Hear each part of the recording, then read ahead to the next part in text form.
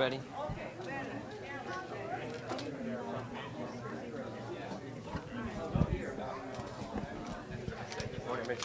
ECSD? Good. Let's go! More ECSD people! Yeah, it's just across the street.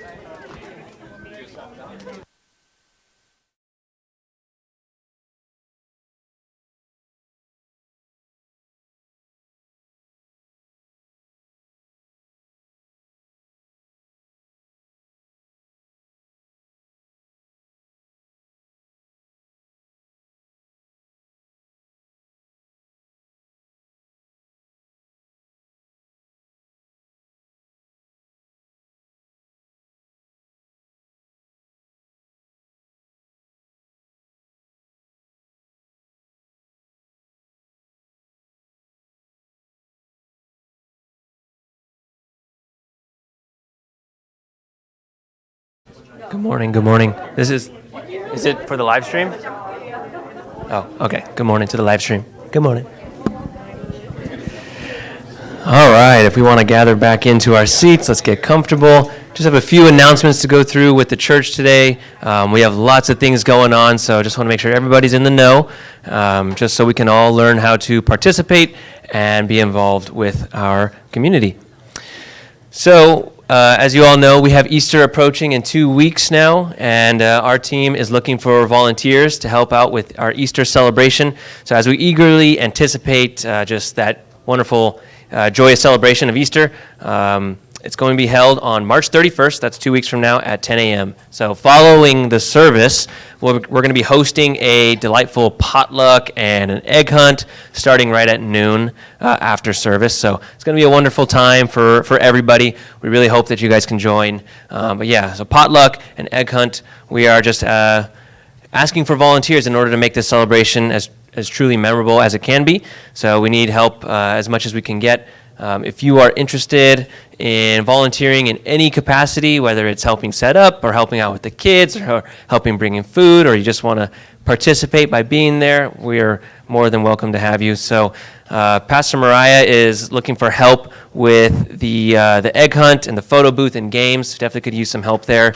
And then additionally, we could also use help handing out gift bags and delegating crowd control, because you guys are a rowdy bunch, and I know Easter gets crazy.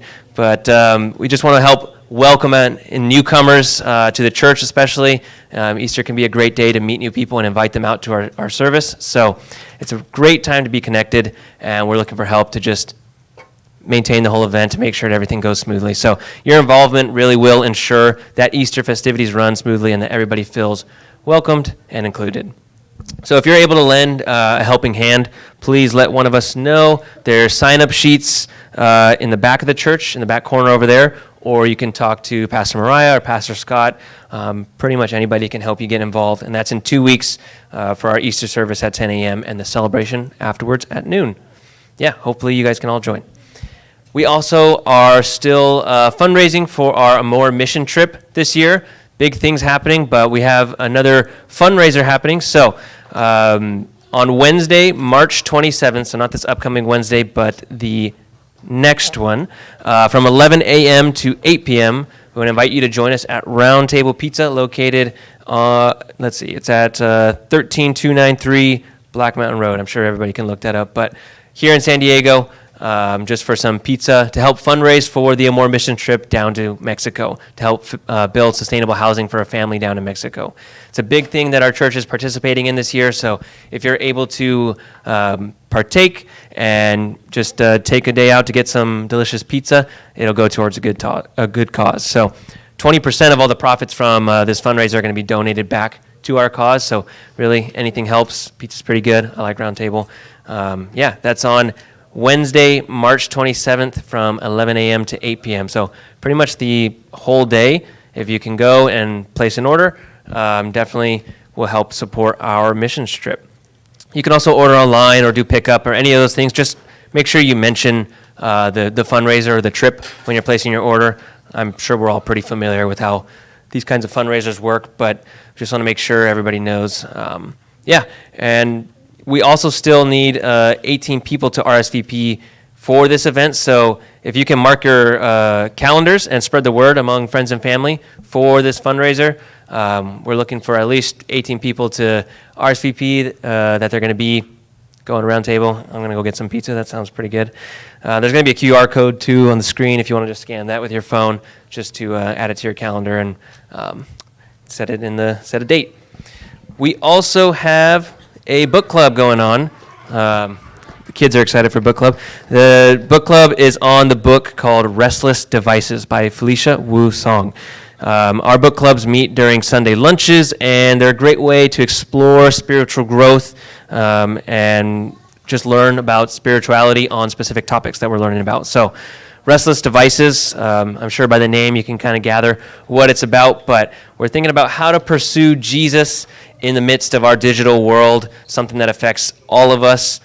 Technology is a big part of everybody's life. There's probably not a single person here that doesn't rely on technology one way or another.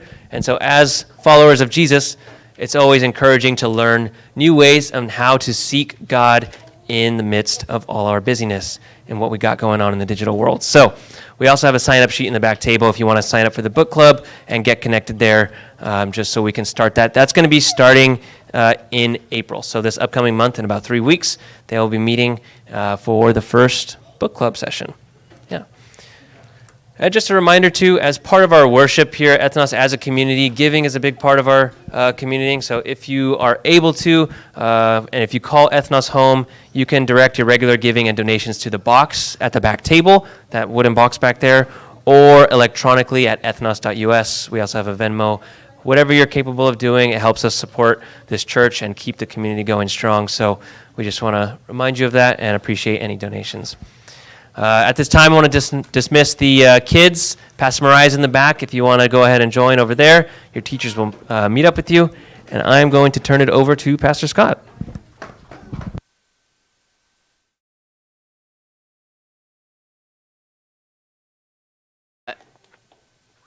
Thank you for that. Are we on? No, yes. Yes, kind of.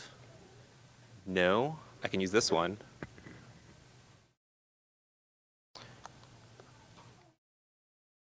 All right, we're going to use this one over here.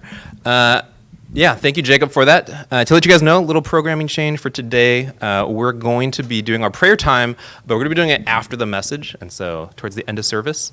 For those of you guys, we are not skipping that. I know you are looking forward to it. But we're going to dive right into our message today, and we're going to start off with the question as we do. And so we'd love for you to turn to a neighbor. And you could think back, you don't have to tell the long story version of this, but can you just think back to what your earliest memory of a party is? Right? And so that might be a party for you, it might be a party that you attended, it might be just something that you considered a party. And think back, if you can remember the first one, great. If you can just remember an early time that you were at a party or that you have a memory of a party, share what that was. And so you can turn to a neighbor, one or two people around you, talk about that for like a minute or so, and we'll come back together. Online folks, our comment section's open. You can put it in there, and we can read it. Yeah, so what's your earliest memory of a party?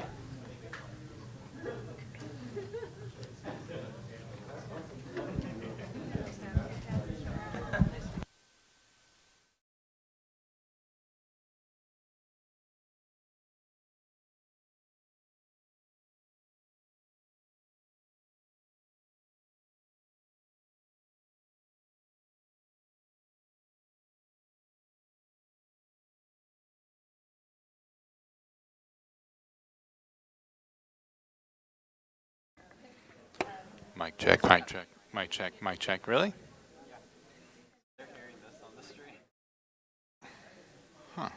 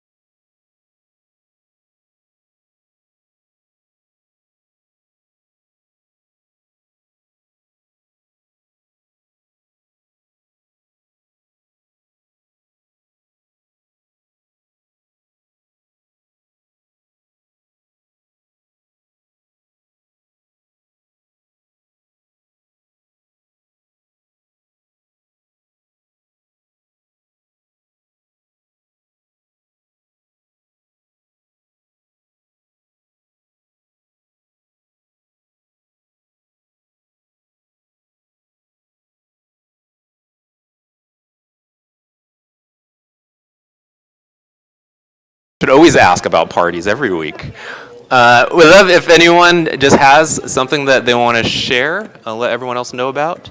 Yeah, you can just raise your hand from where you are. Anyone have a party memory that came to mind? We got one online. We'll start with that.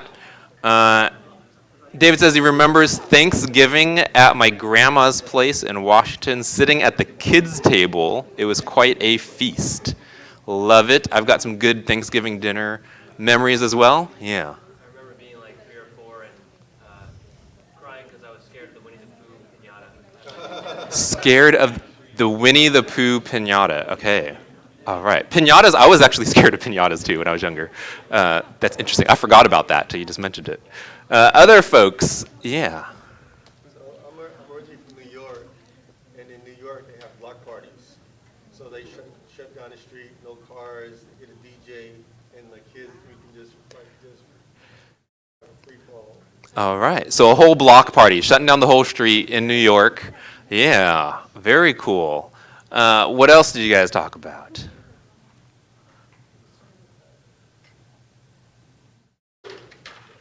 Yeah. Growing up in my, there was kind of always someone.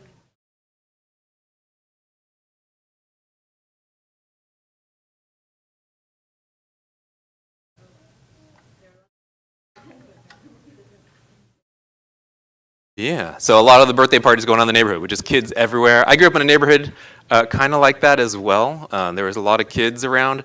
And one of my memories, I didn't have a lot of birthday parties growing up, but I remember a very early one, and I was super concerned that my 2 closest friends from school were going to be invited. And so I was like telling my parents over and over, you got to make sure you invite so-and-so when they started making phone calls. This was back in the day before email. And so it was like we had to call everyone. It was like making sure you got to call. Make sure you call this person. Make sure you call this person. They're invited to my party. Yeah. Anyone else have any other memories you wanted to share? One more online. Erica mentions roller skating birthday parties. Do they even have roller skating anymore? In some places, yes. I think in San Diego. I'm not sure if there's any places left. But good stuff. I think, they're not always our parties. They're not always maybe the ones that were celebrating us. We can think back to interacting with some type of party or some type of feast or some type of celebration. And we're thinking about this idea today as we have thought backwards about some of the parties we experienced. So lots of just smiles and kind of fun and joy as people were remembering and thinking about them. For the most part, I know some of us have had some negative experiences with parties. For the most part, they are happy.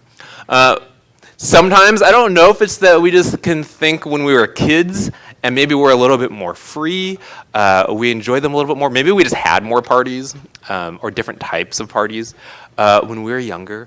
But we're thinking today about this idea of parties and celebrations.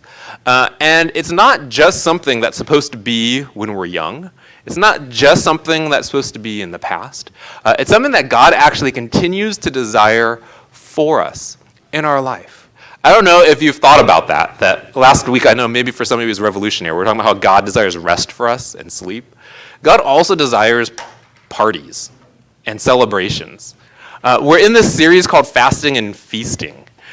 And the idea of feasting are these celebrations. Sometimes that's Thanksgiving, and it's with all that food. We had Lunar New Year not that long ago. Some of you guys got together, and you made dumplings, or you had a hot pot, right? It's these times where we get together with friends, we get together with family, and we enjoy the time. Sometimes we're celebrating a person. Sometimes we're celebrating an occasion and something that happened. Sometimes it's just a holiday. Sometimes we just wanted to get together with others and have a good time together. God actually wants us to do that. Right? I don't know if you've ever thought that. That's part of our spiritual lives. God wants us to have times that we enjoy and times that we celebrate together. And so we titled this series Fasting and Feasting because we're supposed to have both. We're supposed to have seasons, yes, where we do fast. I know I'm talking about these things, we're talking about food and all that, and we're also in the middle of Lent. And some of you guys are like, I can't eat those things because of what I'm fasting for Lent. Lent is the season where, we say no to some things for ourselves. We learn to say no to our desires. And as we are doing that, part of what we're doing is we're preparing. We're preparing for Easter that Jacob was talking about. We are going to have a celebration on Easter. You're going to come here. We're going to have a good time in here. We're going to have a good time over at the park. We're going to be feasting together. It'll be a good time. We're also then in the series of fasting in preparation for that. We asked you guys to consider fasting during Lent, the 40 days leading up to Easter, thinking about, hey, how can I come back to some recognition of my basic desires? How can I humble myself before God? How can I prepare myself for that celebration? Now, it's not just about not eating before you go to a big meal. Like, we do that sometimes before we go out to like an all-you-can-eat, Korean barbecue or something like that. We might not eat that much earlier in the day, right? It's not only about that. It's about how we are preparing ourselves inwardly to get ready for that feast. And we're going to talk about that a little bit more today, because some of the thing that we're preparing ourselves for is God wanting us to experience not just the physical parties with lots of food, although there's lots of those in the Bible, but he has a whole abundant life of celebration, of joy, of freedom that he wants us to experience. And sometimes part of the preparation for that is humbling ourselves. Sometimes it's breaking through some barriers to help us to get there. And so today we're going to talk about what some of that life looks like, especially in light of Jesus, but also why sometimes it's hard for us to experience.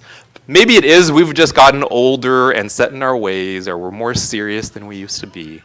But sometimes there's other things going on as well. What are some of the barriers to getting us to feasting and partying and celebrating? And how does Jesus want to make that path possible? And so we're going to be doing that. We're going to get right into a story from the Bible where it is about a party and it is about a celebration. This is a parable from Jesus. We are in the Bible book of Luke, which is one of the 4 biographies of Jesus' life. We're going to be reading from chapter 15. We're going to read, it's kind of a long story, so we're going to read it in some sections and talk about it along the way. So Luke 15, we're going to start with verses 11 through 13. So this is Jesus teaching the crowd that was around him. It says, Jesus continued, "There was a man who had 2 sons. The younger one said to his father, 'Father, give me my share of the estate.' So he, the father, divided his property between them. Not long after that, the younger son got together all he had, set off for a distant country, and there squandered his wealth in wild living." We're starting off with a story. It's a story that's got 2 brothers and a father, and between the 2 brothers, the younger one comes up to his dad and says, "Dad, when you pass away, you are going to leave all your property to me and my brother, right? So, well, if you're going to leave it to us later, why don't you just give my share to me now so I can actually enjoy it longer?" Now, in some ways that might sound kind of reasonable, but some of you guys are kind of like giving a little side eye here. You're like, that doesn't sound like the most polite thing. In American culture, that's not that normal. Maybe there's some asking and getting help. Sometimes we ask our parents maybe for help paying for school or for a wedding or for a house down payment or something like that, right? This would not have been normal in this context. Some of you guys come from some cultural contexts, especially honor-shame cultures, where this is not just rude. This is actually insulting. This is the equivalent of wishing death on your parent. It goes something like this. You are supposed to die eventually, right? Why don't you just pretend now that you don't need all this stuff anymore and give it to me? Right? This is a big offense. I don't know if you have seen this before. My family's Chinese. There was this time my dad goes to send my grandma flowers for a special occasion. I think it was her birthday. Nice thing is one of those things, you order flowers, they send it. He gave them some explicit instructions, but sometimes like a florist, they don't have what you ordered, and so they substitute it, right, with something else. And so the flowers they sent to my grandmother were white. Some of you guys know what that means. In Chinese culture, the color white is the color of death. And so when my grandma got the flowers, she's immediately on the phone with my dad. You sent me white flowers. Totally offended. It's a mistake, right? And like, it's not like anyone expects that to be on purpose. But she was totally offended. She was upset. Why? Because it's like you are wishing death on your parent. That's what the younger son does here in the story. The younger son is essentially going to his dad and saying, I am wishing death on you. Just hand me all of the stuff, and I'm going to go enjoy my life. Okay. It's this really big dishonor to the father. It's a big dishonor to the family. He takes off. He doesn't stay to help with the estate. He doesn't do any of the farming. He doesn't take care of the family anymore. He goes off on his own. He abandons them. This is one of the biggest offenses you can do to your family at the time. And so this story starts off with this younger son dishonoring his father, dishonoring his family, and then at the end, I mean, the dad doesn't even see this part, but he wasted away. That's another insult upon insult. Whatever the estate was, whatever wealth the family had accumulated, half of it's gone, probably a third of it. He's the younger brother. A third of it's gone. This son is bringing shame on his family, and he's bringing shame on himself. Now, some of us can maybe relate somewhat. Maybe it's not that direct. Maybe we haven't insulted our family directly in that way. But all of us can think about, we've done things that have hurt other people. Sometimes it's intentional. Sometimes it's unintentional. To bring others shame or to bring ourselves shame. Sometimes it's just an embarrassing mistake that we made and it wasn't on purpose, but we feel bad about ourselves and that we don't want to show our face anymore. Sometimes we've done stuff to hurt other people and now we are afraid of seeing that person face to face. Sometimes shame comes in the form of just we are left out, not because of something we've done. Sometimes it's just who we are. Sometimes it's because other people are just excluding us. Sometimes we've experienced this maybe with God. Have you ever felt like, I don't want to show my face to him because he is going to be mad with me? We all have some type of experience where we have done something that makes us not want to show our face. Wants us to hide ourselves so that other people can't see us. Sometimes we try to hide from ourselves.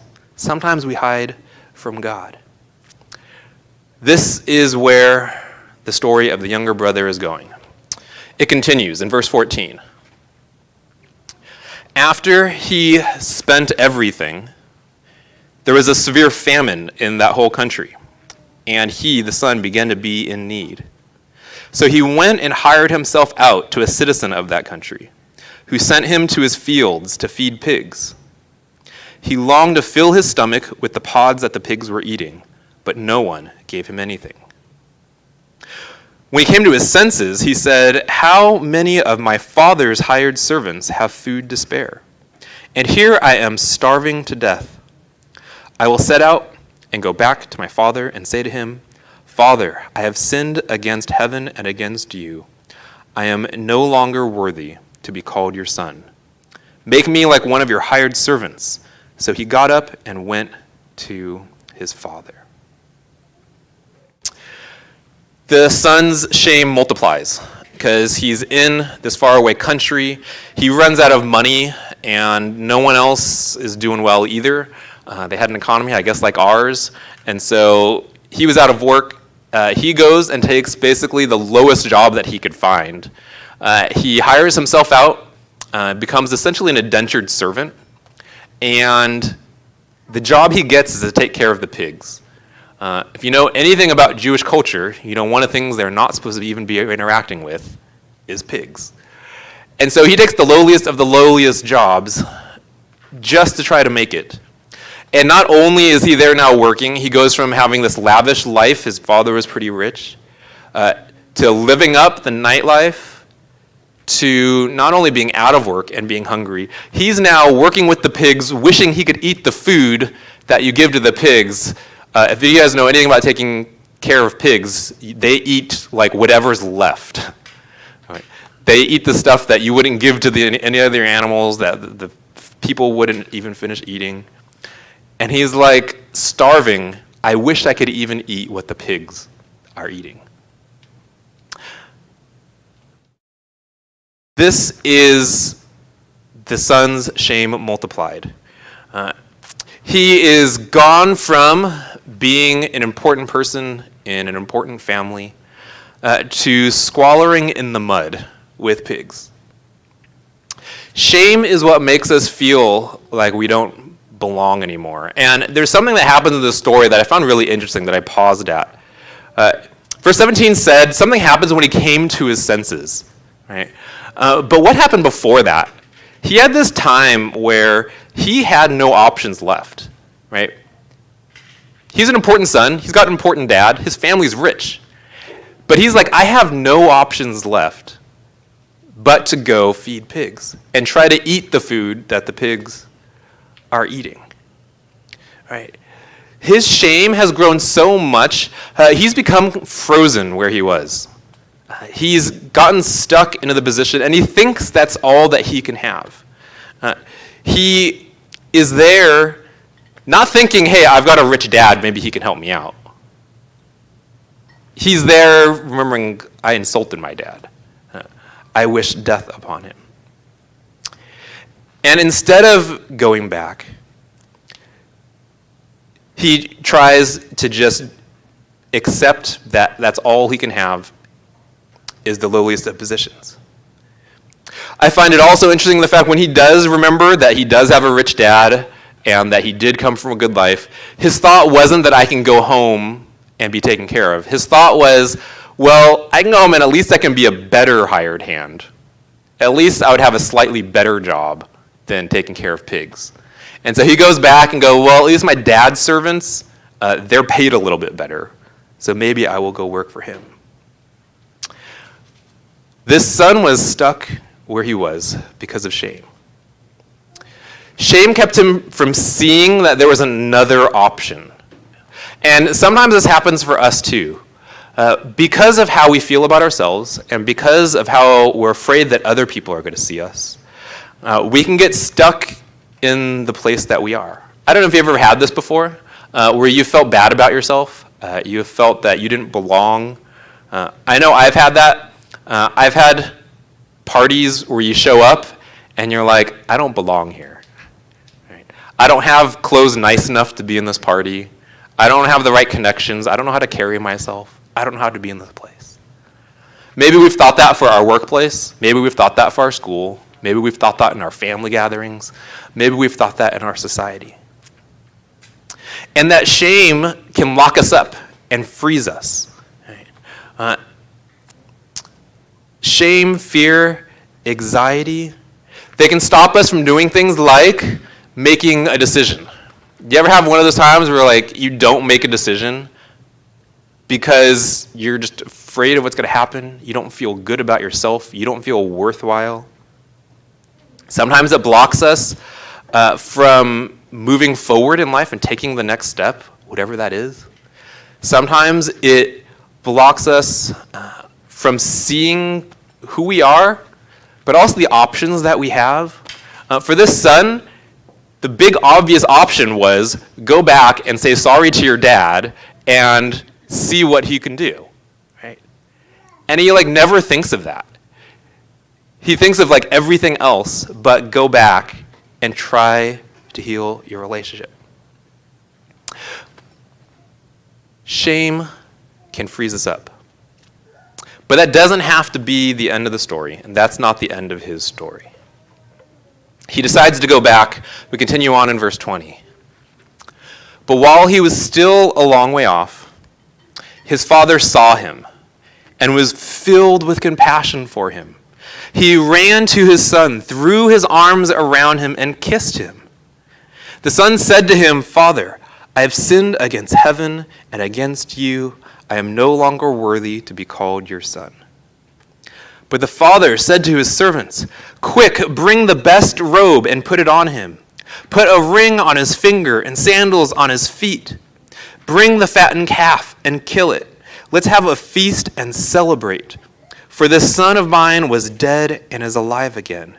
He was lost and is found. So they began to celebrate. I love the picture at the beginning of this part of the story. I'm picturing this son. He's walking home. He has lost all his possessions. He's probably in tattered clothes. I don't know how dirty you would be after working with pigs. We know he's got no sandals. He's walking home barefoot. And his dad sees him in the distance. His dad does something amazing. In this culture, the patriarch, the head of the household, the person in charge, is the person of respect. It's the person of honor. It's the person that everyone else is supposed to show honor to. He does something that you are not supposed to do in that culture. He goes running out. Right? He is so filled with compassion. He is so happy to see his son. He doesn't care that it's going to look bad that he is running out to someone else, showing honor to someone else. He runs out to his son. Doesn't matter how dirty he is. It doesn't matter what he smells like. He embraces him. He wraps his arms around him. He hugs him. He kisses him. And he says, "This son of mine is back. Let's throw a party. Get the finest robe. Get a ring, put it on his finger. Get sandals for his feet." He is not going to come back and just be like this anymore. He's going to be fully a son. Right? Sometimes when we come back from a place of shame, maybe it's the way that we come back to God. Maybe we have sinned against him. Maybe we feel that we have been unacceptable. Maybe we felt we haven't measured up. And we come back to God, we're like, "God, maybe you'll just accept me a little bit. Maybe you'll let me back into the building. Maybe I can have one of those lowly positions as one of the servants."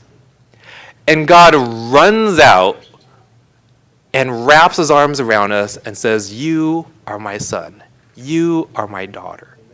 I want you to be fully back in the fold. I am so happy to see you." Right?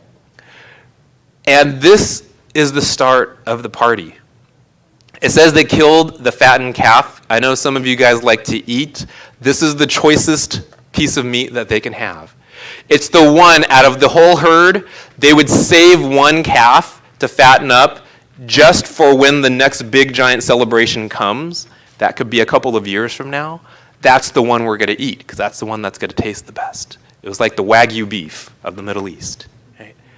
And so they say, "Let's kill that one calf that we've been saving up this whole time. We are going to celebrate." This is how God celebrates us. This is how God celebrates every person who joins his kingdom. Right? It doesn't matter how much we have or haven't cleaned up our lives. It doesn't matter how much we metaphorically smell. It doesn't matter how long or how far we have run from God. God runs out to us as soon as we take one step towards him and he sees us. We say, "I want to be here. I'm thinking about coming back." He wraps his arms around us. He puts the finest robe on us. He puts a ring on our finger, and he says, "Let's throw a party." This is one of the reasons why we always have reason to celebrate. We always have something to celebrate. No matter how bad we feel about ourselves, Jesus wants to celebrate with us.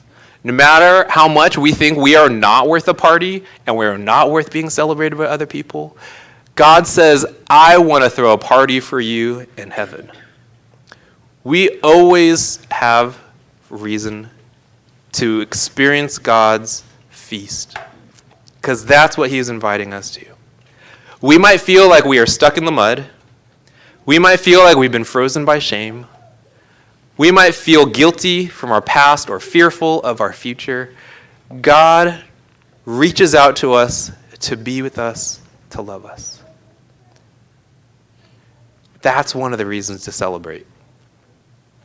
One of the images of fasting of the Lenten season.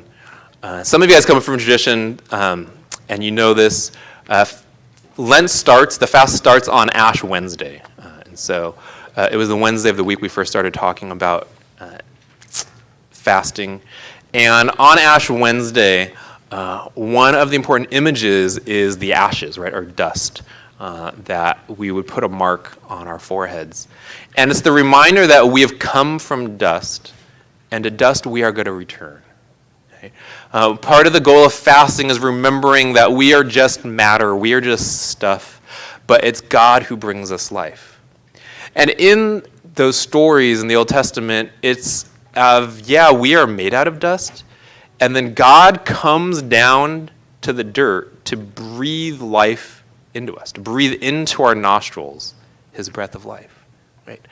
God gets down into the dirt with us to bring us the life that he wants for us. This father here wraps his arms around his dirty, barefoot son and says, I'm going to meet you wherever you are. I'm going to come out to you. This is the Father's embrace. This is how he greets all of us. We have our reasons why we don't think we are worth celebrating, and Jesus says, I'm going to come out anyways. Now, the story doesn't end. There was another brother. All of this is going on. This is what happens, verse 25. Meanwhile, the older son was in the field. When he came near the house, he heard music and dancing, and so he called one of the servants and asked him what was going on. Your brother has come, he replied, and your father has killed the fattened calf because he has him back safe and sound. The older brother became angry and refused to go in. So his father went out and pleaded with him. But he answered his father, Look, all these years I have been slaving for you and never disobeyed your orders. Yet you never gave me even a young goat so I could celebrate with my friends. But when this son of yours who has squandered your property with prostitutes comes home, you kill the fattened calf for him. My son, the father said, you are always with me, and everything I have is yours. But we had to celebrate and be glad because this brother of yours was dead and is alive again. He was lost and is found. This younger brother had shame, and it stopped him from realizing the life that he could live. The older brother has something else, and it gets in the way of him missing out on the party as well. I found it really interesting. I'd always just read past that line really quickly. But the older brother hears about it. He hears the party, loud music, dancing, goes up. What is going on? He hears that the brother has come back, and the older brother refuses to go in. There's a party going on, and he won't join the party. It says that he's angry. It says that he was out working and just came in from the field. The older brother's mad. He's mad. He's like, Dad, you not only didn't give us the fattened calf, you wouldn't even give us a young goat so that I could have a party with my friends and that I could celebrate. This older brother is mad because, Dad, I have been working in your fields this whole time. This younger brother, he didn't help. He didn't help build the estate. He took from our estate, and he ran off. This older brother now won't come in and join the party. Even after the father comes and pleads with him, hey, come, you are supposed to be part of this celebration as well. What is going on here? This parable, if you go and read earlier in the chapter, which I always encourage you to do, this is actually the third of three parables. There's two other parables. One is about a lost sheep. One is about a lost coin. And the punchline on each of these parables is that we are supposed to rejoice when what is lost has been found. These parables were written to a bunch of the religious folks. A bunch of the people who had been following God a lot, they saw themselves as very righteous. They followed all of the religious rules. And they got mad that Jesus was hanging out and partying with the sinners, with the prostitutes, with the people who no one else is supposed to be hanging out with. And Jesus tells these parables that say, hey, it's God's prerogative to celebrate when those who have no reputation, or those whose society seems as less reputable, who don't have their lives put together, when they come to experience God's love. How many times does this feeling come up in us? We see someone else and we see what they have and we're like, God, how come they get something good? How come they get to party while I'm over here working my butt off to try to make it? How come they get these things? And Jesus is saying, I have something bigger than just this for you. I have a story for this whole world to try to have everyone, yes, the people who are religious, and yes, the people who are good, and the people who have been with me for a long time, to have a good life, but also for those who've been cast out by society, those who haven't thought anything of themselves, and have written off their lives as unworthy of interacting with God. I have a story for them too. The point that Jesus is making is that since God rejoices over all these things, all of us are called to rejoice and engage in them as well. When we think about the question, what gets in the way of us feasting? What are the things that make it hard for us to engage in that life that God has for us? For some of us, it's like the younger son. It's the idea of shame. We think about ourselves, we think about either the messages we've told ourselves, the messages others have told us, and like the son, we feel like we shouldn't be able to return home, that I shouldn't be able to show my face before God. And because of that, we become frozen, not realizing that God's waiting for us with the party. God actually not only doesn't make a big deal out of what we were doing wrong, he actually wants to celebrate us. Right? Shame can prevent us from engaging in life. Sometimes that's engaging with other people.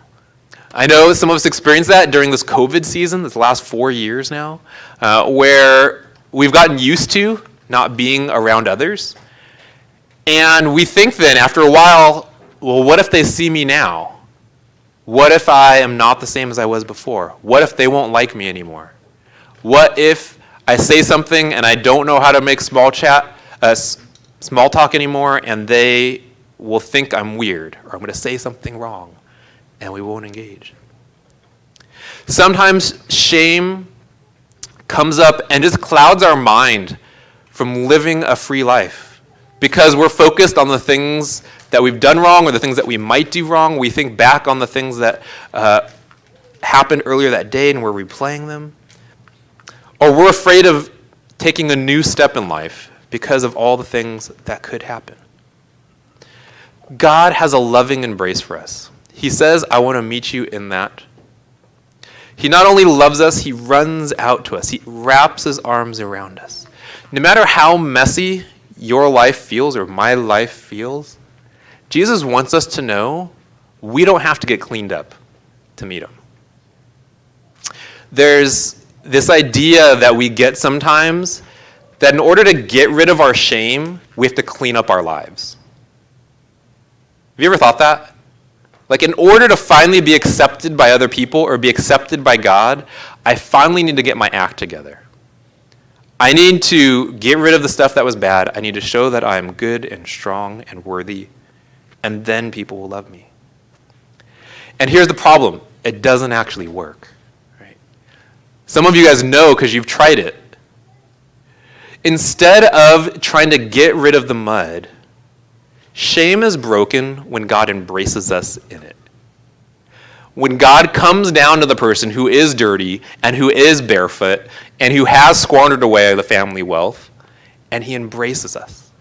And he says, I love you as you are. You don't have to get out of the mud. You don't have to clean yourself off. I love you as you are. That's the abundance of his compassion. That's how he wants to celebrate us. Shame and that block that we have in our minds, the thing that gets us frozen, it's broken when we are embraced. Some of you guys know this, and if you know this, this is what we are called to do for this entire world. Because if you've experienced it, that's amazing, and we celebrate that. And there are other people in this world, in our workplaces, in our schools, in our neighborhoods, who need to know this as well.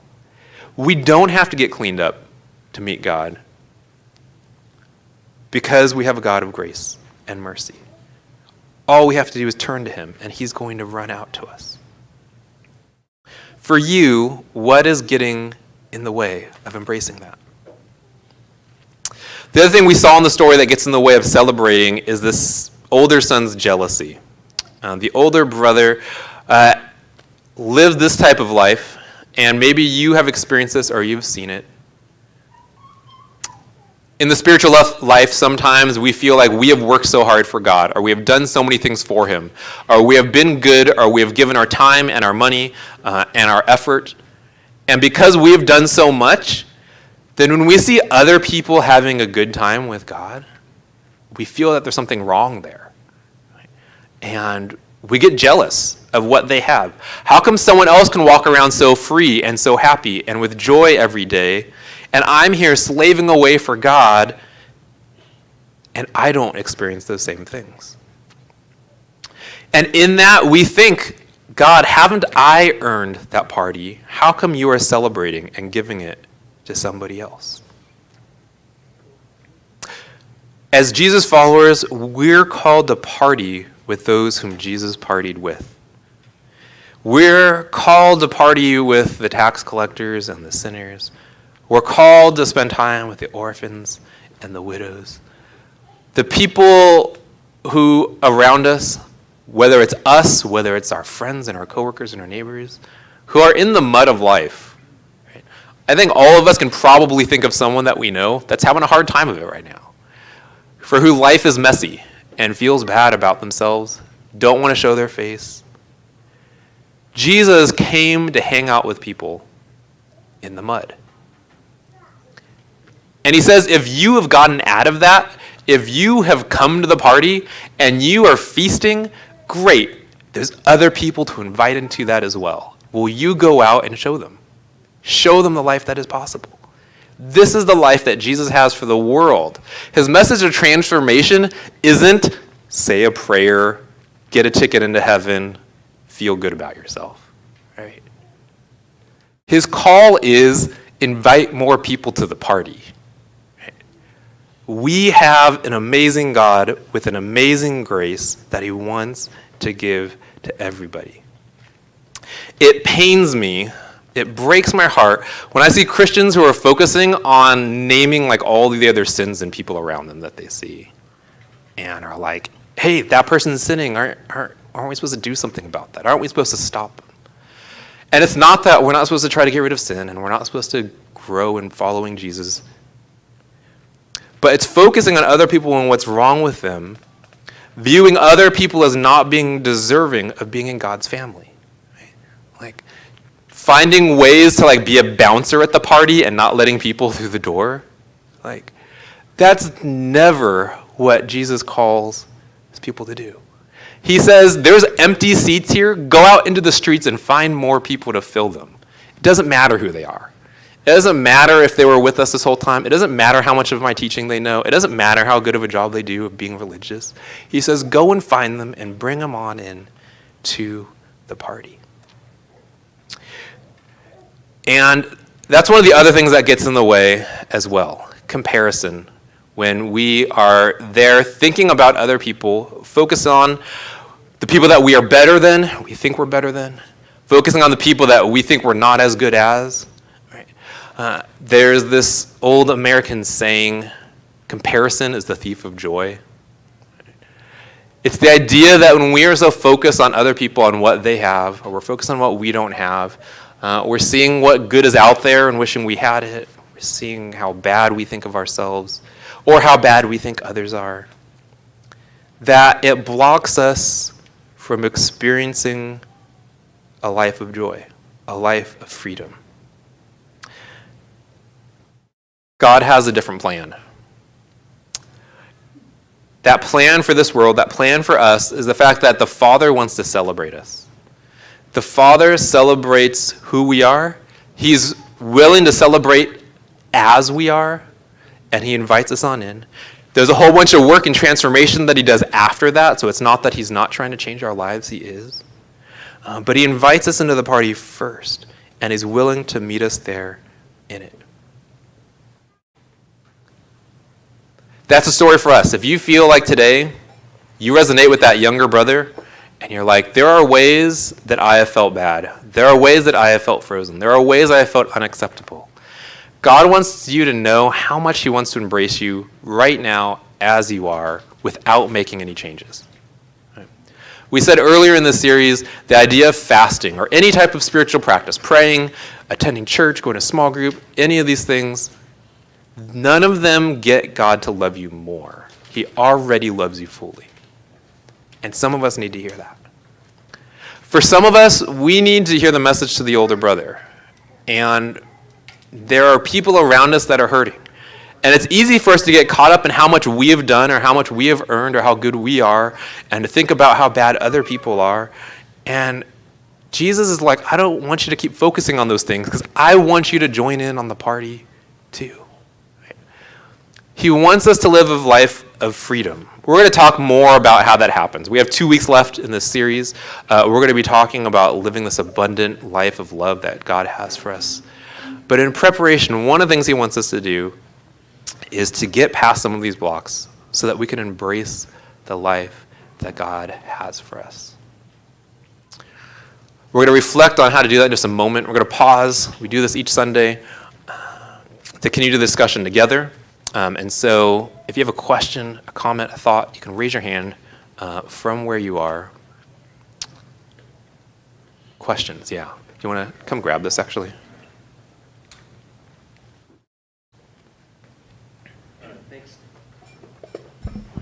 Thanks, Scott. Thanks for the message. This brought up a lot of different themes and just ideas to me in what Jesus is really hoping to repeat for people in these parables. A big thing that kept coming to mind was just like how much Jesus wants us to strongly discern between what we can and can't control and what affects our energy and our walk with him, our walk with Christ. And it was making me think that a lot of us, I know myself included, often fall into a period of time where we feel like the relationship with God, the distance between us and God is some like vast distance, some like very large, he's up there, he's gone, he's somewhere else, and it's going to be a very arduous journey to get there with him. When, as Christians, we talk regularly about our walk with Christ, our walk with him, which would indicate that he's side by side with us. And so it would make more sense to think about it as like a lot of us are maybe crawling next to Christ or stumbling in our walk with Christ, and he's only like one position movement away of like standing up and walking with him. And I think some of the anger that the older brother was feeling is that sensation you get with the calmness of what it's like to walk with Christ. If you're committed to your journey and you feel like you're doing what you need to and you have your relationship with him, it's calm. And that can sometimes be almost antagonizing to people because there's not enough things going on, not enough change happening all the time. And so seeing that can cause like a stress response in a sense. And so the older brother gets angry. It's like if your walk with Christ is supposed to be calm, and that's what he's calling us to do. But he's like right next to us. And so it just made me think of like self-control and what you can and can't control in other people is what eventually leads us to fall into the shame or the comparison habits, that are kind of robbing us of the contentment and being able to just focus on your own walk with Christ and like stand up fully and enjoy that walk. Yeah. Yeah, thanks for that. Great comment. And I'll say, too, I think one of the things that happens is sometimes I think there's been a bit of a mix-up where the part that you're talking about, where like God runs out to us, that part is happening no matter what. A lot of times we think about all this spiritual stuff, like when you talked about, we don't feel close to God. We haven't been praying. We haven't been, going to church. We haven't been reading the Bible. And we haven't done, there's certain things we haven't done, or we've done too much of this other stuff that we're not supposed to do.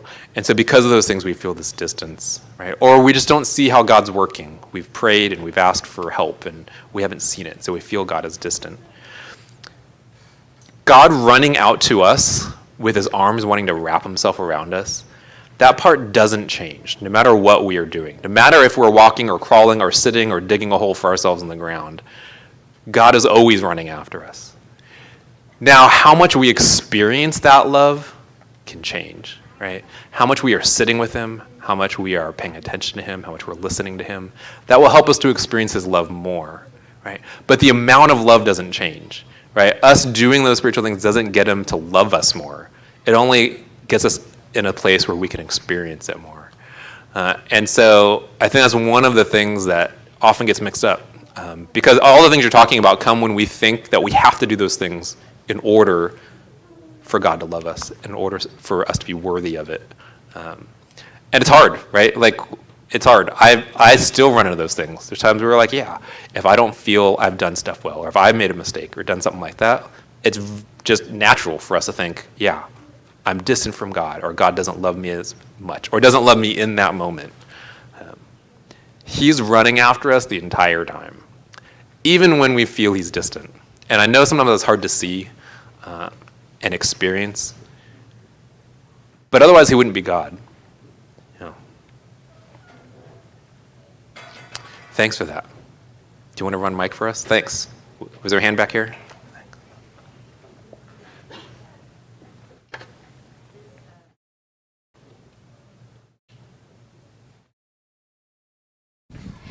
This passage is often, you look at the older brother as like, longtime people of faith or Christians. It's a continual reminder to me, at least, that to like not forget that God has so much he would love to do for, like with us, for us, and that resentment piece that the older brother feels of like, you didn't even give me a goat to hang out with my friends. Like the question that sort of hangs in the air, or the statement from the father's like, you never asked, just ask, like, let's do it, sort of like, what's holding you back, older brother, from asking me? And part of it might just be like, oh, I didn't think about that until I see someone else doing it. And that resentment piece is something that, like, this, even though I've heard this passage a lot, it's like that comes back to it of like, am I resenting God for not doing something I didn't ever ask him for, Yeah. Yeah, I love that. And to me it was very interesting, like, that the brother's resentment that you're talking about is actually what's blocking him, from realizing those things. It's like, I want to party too, and there's a party right there to go to, and missing out on it. It's easy, like you say, I think it's easiest for us to slip into those things also. One of the things that doesn't make sense in this world, and this is where the analogy of the parable breaks down, is God's got fattened calves for everybody, right? Like, he's not going to run out. Sometimes we think because of other good things happening, like, then we're going to miss out. It takes away from what we got. Like, no, God's got abundant, overflowing, lavish feasts for everyone. And that's like something that we can't wrap our minds around. It's mind-blowing how big and wide his love is. Thanks for that. Other thoughts, questions? There's a comment online. I've had those dark feelings of shame, disgust, and unworthiness, but God came and healed that God-shaped hole. Thank you, Jesus. All praise and glory. Yeah, awesome. Thank you for that. Yeah, there's a question up here.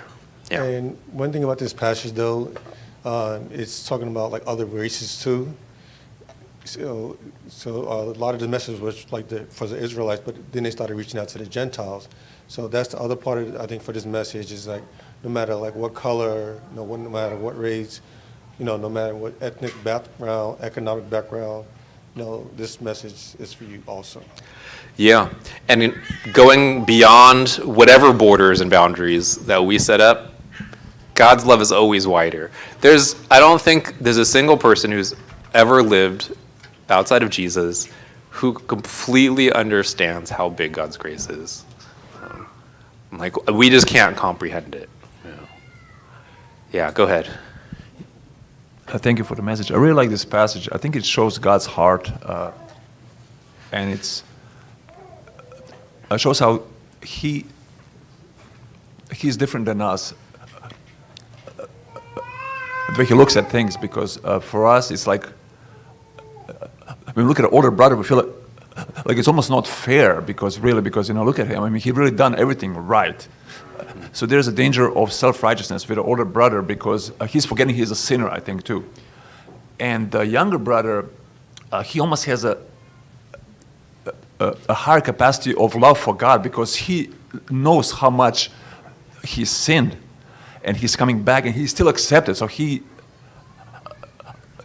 so I think later in life, he has potential to really love God and to really do some amazing stuff, while the older brother is kind of slipping because he has his self-righteousness because he's done everything right. And so he's feeling he didn't get things he deserves. So it's almost like Apostle Paul, because Paul always says that he was the greatest of sinners, the worst of the sinners, and so God has forgiven him. So he's aware of his sin so much, and he knows God's love, so he uses that as an example to others, So look at me, So I was persecuting Christians, and God forgave even me. So so he loves God so deeply. So yeah, I just want to share that. Yeah, I love it. Yeah, there's a passage in our upcoming series after Easter. We'll be going in Romans that talks about the deeper we understand our sin, the deeper we understand God's love. And that's exactly, I think, what you're talking about with that younger brother. Thanks for that comment. Anyone else? Yeah, Jacob in the back. I really appreciate the image of the older brother being the bouncer, because think about at a party, they don't get to do very much except not let people in. So it really the celebration isn't there, the fun isn't there. Also, I forget what the passage is, but there's a wedding or a party, and no one shows up, so they go out to the streets and just invite anybody. Can you kind of connect that story that's rolling my brain with, I guess, these three?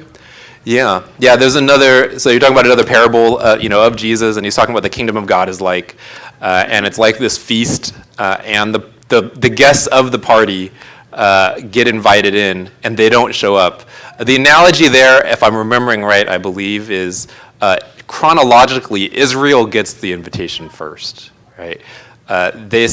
You're invited to be God's people. You're invited to enjoy the kingdom. And I think there's an alignment both of what Alex was talking about. Sometimes it's about the people. This is my people. We're supposed to be there. And they didn't embrace the whole story. And so they end up not at the party. Whereas other people who don't look like they've embraced the story correctly, they haven't done all those right things, are invited in just the same. And I think the similar part is that God is showing how big that story is. It's a different type of condemnation of the people who were religious at the time, because it was a very limited picture of what the story is supposed to be, and because they were so focused on their image of it, they missed it. And I think that's something that we can do too, and this is what Igor was talking about a little bit.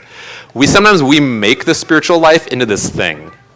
And for all of it's a little bit different, but we're like, okay, I need to do X, Y, and Z, and then God will answer my prayer, or God will love me. And that thing becomes our whole concept of religion, a relationship with God. And because of that, we've become so narrowly focused, we miss this other stuff that God's doing right around.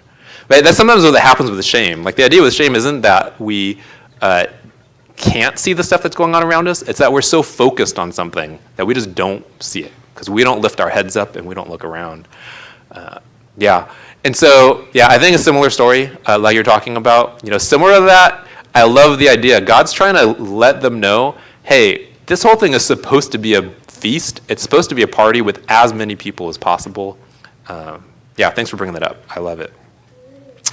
David mentions online, I understand the older brother's frustration.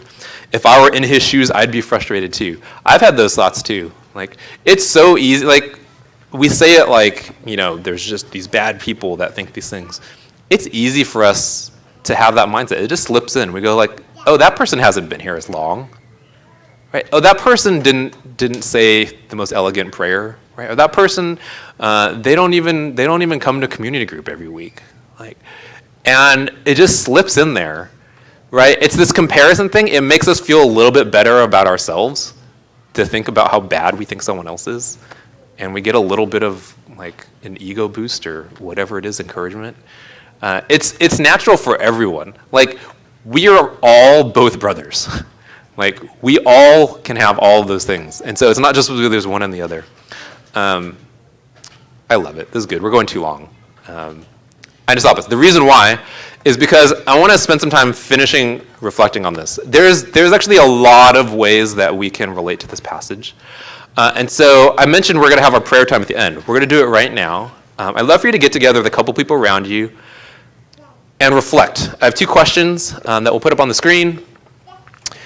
You can think about one or both of these. Think about, when do I have that tendency to compare myself to others? That might be thinking about how other people are better than me and I'm not worth it. That might be how we think we are better than others and other people aren't worth it. Do you have sometimes what's going on in you when you compare yourself to others? And second, to start practicing. We're not quite at Easter yet. Start practicing, what is God doing where he's trying to show me how to celebrate? Where there are good things going on, he's showing me a good life. I might not have it right now, and I might not feel like I'm experiencing it. But started practicing, what are some things around me that God is doing that I can celebrate? I invite you to get together with a couple people around you. If you haven't met them yet, introduce yourself to them. Share maybe one response to these things, and then pray together as a group. Bring these things to God and say, hey, God, will you help me to experience this? If you don't feel comfortable praying out loud, that's okay. If you don't have an answer to share, that's okay. But try to share those things, and then we'll come back together in about 5 minutes. So let's join together, share, and pray.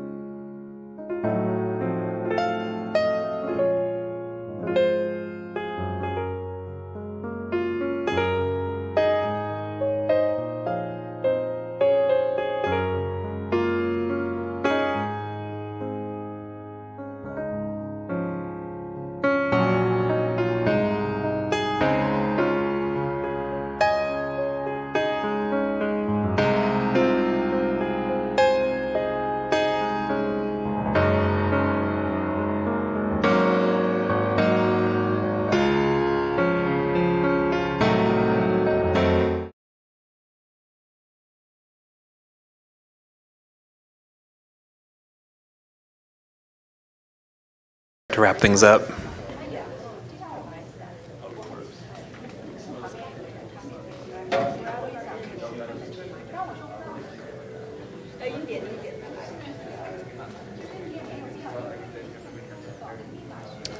Let's come to God in prayer.